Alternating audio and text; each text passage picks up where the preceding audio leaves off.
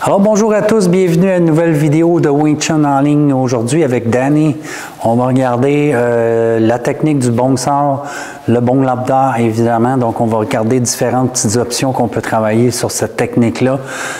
Vous savez que le bong sao, c'est un mouvement qui va être très efficace si vous travaillez en chi sao. Par contre, au niveau des techniques de combat, il faut faire attention à ça parce que c'est un mouvement qui va demander 2 temps. Ça veut dire que si je bloque, je dois être en mesure de faire une deuxième contre-attaque. Donc, ça peut avoir une bonne efficacité, mais souvent, c'est des mouvements qu'on va utiliser quand on est très rapproché d'un adversaire et qu'on a déjà un point de contact entre les deux personnes. D'accord? Donc, sans plus tarder, on se positionne, on resalue. On va se positionner toujours dans la position Yiji Kimiyoma. Ce qui est important dans le bong sao, comme j'ai déjà expliqué, c'est d'avoir la bonne structure du mouvement. Donc, vous allez remarquer une chose ici.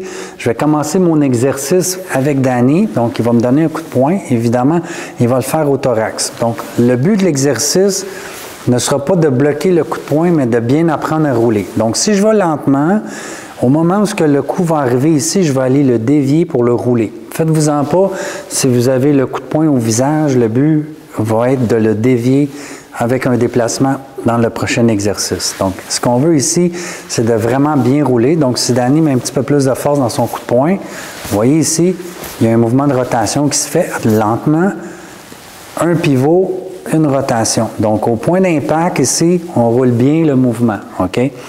Ensuite, je vais le faire avec un déplacement. Donc, Danny me donne un coup de poing. Je vais travailler mon bloc ici. Je vais ramener mon poing fermé. OK? Si je veux travailler ma coordination, je vais commencer par ça.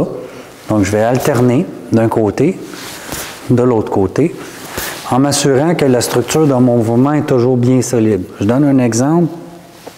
Si Danny met une pression sur mon bras ici, je serai capable de résister parce que la force qui est impliquée sur mon bras va se transmettre dans mon épaule, dans mon corps, va se répercussionner jusque dans le sol, dans ma position bien enracinée. OK? Par contre, le but n'est pas de résister parce que s'il y a une force qui s'implique sur mon bras, souvent je vais relaxer ici pour redonner cette force-là à mon adversaire. Donc, si je répète l'exercice, il implique une force, boum, je contre-attaque avec mon mouvement. OK? Par contre, si je vais lentement, maintenant, je vais travailler mon wu sao et mon bong sao. Okay? Donc, on va alterner d'un côté à l'autre côté. Donc, à chaque fois que je reçois le coup de poing, je dévie. Je mets ma main en protection sans nécessairement faire une saisie. Là, on va se concentrer surtout sur le bong sao. Donc, je vais bloquer ici, pivoter pour m'assurer que j'ai bien dévié le coup de poing. Et j'ai fait une belle rotation. Il faut éviter les blocs. Ça, c'est bien important. Ce n'est pas un bloc, mais vraiment bien pivoter, tourner, positionner la main en garde. Et par la suite, lorsque cet exercice-là fonctionne bien, on va aller exécuter un lap sao. Lap sao, c'est le fait d'agripper la main ici pour tirer son bras ici. Vous allez remarquer. Là, j'ai l'option de frapper avec le dos du poing, ce qu'on appelle communément un back fist, ou de le frapper directement avec mon coup de poing direct ou avec un tranchant de la main. Si j'inverse le mouvement, donc je regarde ici, j'attrape, je garde un point d'appui sur son bras ici quand je le tire de façon à éviter qu'il bloque avec son bras si jamais j'ai juste l'intention de tirer. OK? Donc, j'inverse ici, je tiens son bras, j'attaque ici, ici ou comme ça ici. Donc, je vais en répéter quelques-uns. Donc, je bloque, je tire, je frappe. Je bloque, je tire et je frappe. Et le mouvement de tirer amène la personne vers le point. OK? C'est pas juste une saisie pour tenir son bras, mais c'est vraiment tirer la personne. OK? On essaie d'éviter d'exagérer le mouvement. Ce que je ne veux pas voir, c'est on va tirer la personne pour blesser l'épaule. C'est sûr que dans un contexte réel de combat, c'est une autre chose, mais là, on travaille avec un partenaire, donc il faut toujours respecter notre partenaire. Il faut éviter de le blesser. OK? Donc, je vais tirer ici légèrement. OK, je vais expliquer 2 choses. Mon lap sao ici, je peux le faire avec le pouce, parce qu'il y a beaucoup d'écoles qui vont vous enseigner à faire le lap sao ici avec le pouce par-dessus. OK, si j'inverse le mouvement, je vais le saisir ici avec le pouce par-dessus de façon à pouvoir libérer rapidement pour aller créer une deuxième attaque avec la main. Par contre, si je veux vraiment faire une bonne saisie, je vais aller le saisir avec le pouce. Vas-y avec l'autre main, Danny.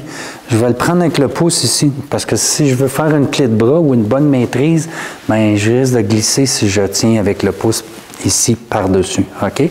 Donc, une petite variante que vous pouvez faire. Moi, je travaille sur les deux, l'absor avec le pouce par-dessus et l'absor avec la saisie avec le pouce. OK? Donc, si je travaille sur mon bong lap-da, je vais alterner d'un côté, de l'autre côté. Donc, je garde toujours une bonne distance ici lorsque je frappe mon partenaire, surtout au visage. Même chose ici, si je le frappe avec le tranchant de la main ou le coup de poing direct. OK? Donc, on garde le contrôle toujours de nos mouvements. Je vais travailler le bong sang maintenant au plexus. Donc, quand mon partenaire va m'attaquer ici, je vais utiliser le low bong sang. OK? Donc, je vais travailler encore une fois sur le wusar de façon à positionner mes mains en garde.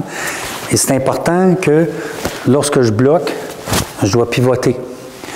OK? De façon à éloigner le coup de poing, sans trop exagérer mon mouvement. Lorsque je vais travailler ici, je pourrais faire la même technique, bong lap-da, ou bong da. Je fais juste aller frapper ici au bas du corps, soit au plexus, bas du corps. Donc, si je reçois une attaque, ici, je vais aller frapper en bas, mais en gardant toujours le contrôle ici sur le bras. Donc, il y a un petit détail aussi qui est important avec le bong sang, c'est que qu'est-ce que je fais souvent, c'est qu'on va travailler sur l'extérieur, mais ça peut arriver qu'on se trompe, OK? Donc, il faut être capable de bien acheminer la technique puis de la porter à terme. Ça veut dire que je donne un exemple. Si Danny m'attaque avec sa main ici, excuse-moi Danny, mais attaque-moi au thorax. Donc, si je me suis trompé ici puis j'ai fait mon bloc à l'intérieur, je risque encore une fois de recevoir le coup de poing, ce qui va m'obliger à faire une autre technique, OK? Qu'est-ce qu'on peut essayer de faire pour contrer ça? C'est qu'on va travailler sur un pivot. Donc, si Danny m'attaque ici, je vais revenir en position de tensor et j'enchaîne avec un mouvement. Ce qu'on appelle le bong sort opposé. Le bong sort opposé, c'est une technique qui est quand même assez complexe si on la décortique, parce que lorsque mon partenaire m'attaque, je me retrouve dans une position où j'ai vraiment encore une fois le coup de poing ici. OK? Même si j'ai dévié, j'ai le coup de poing qui vient vers moi. Donc, c'est important à ce moment-là de pivoter et de prendre la distance pour soit continuer avec un tanda ou je répète le même côté avec un lap-da. OK? Donc, vous allez trouver dans cette technique-là une particularité, c'est que ça va demander un grand déplacement au niveau des pieds. Ça, vous allez avoir la chance de travailler ça. Donc, mettez beaucoup l'emphase sur les premiers mouvements bong sang, bong lap-da et low bong lap-da. Pour ce qui est du bong sang opposé, quand vous aurez plus d'expérience, vous allez avoir beaucoup plus de facilité à maîtriser cette technique-là. Donc, à votre niveau, je vous conseille de ne pas vous attarder à pratiquer sur ce mouvement-là. Donc, ça complète un petit peu notre introduction sur le bong sang. Alors, sur ça, je vous souhaite une bonne pratique, puis on se revoit bientôt pour la prochaine vidéo.